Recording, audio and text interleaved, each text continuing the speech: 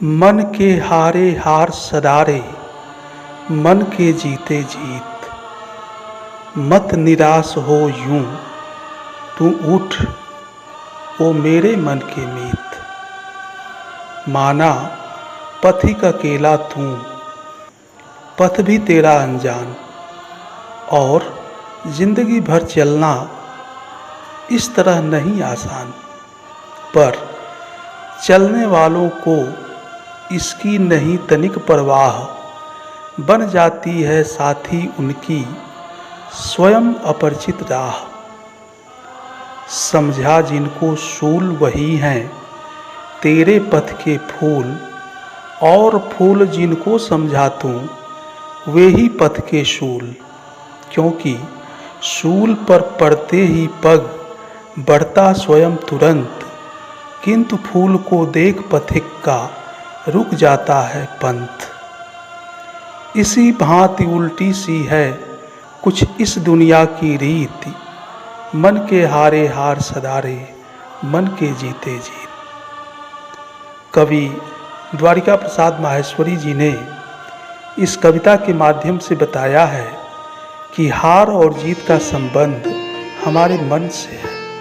नमस्कार, मैं हूं मनोज कुमार मिश्र, और सुने कहानी मनोज मिश्रा की जुबानी कार्यक्रम के 27वें भाग में आप सभी का स्वागत है। आज की कहानी का शीर्षक है मन की शक्ति। विराट नगर के राजा सुकीर्ति के पास लौहशांग नाम का एक हाथी था। युद्ध कला में वह बहुत ही प्रवीण था। उसे देखते ही शत्रु सेना भयभीत हो जाती थी। राजा ने कई युद्धों में उसकी सहायता से विजय प्राप्त की थी। समय के साथ साथ वह हाथी भी जरावस्था में आ गया। अब वह हाथी शाला का शोभा मात्र बनकर रह गया था। उसके ऊपर अब पहले जैसा किसी का ध्यान भी नहीं रहा। एक दिन वह हाथी प्यास से व्याकुल होकर पुराने तालाब की ओर चला गया।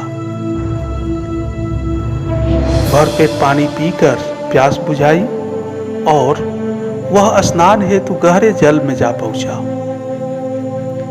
दुर्भाग्य से तालाब के कीचड़ में वह फंस गया।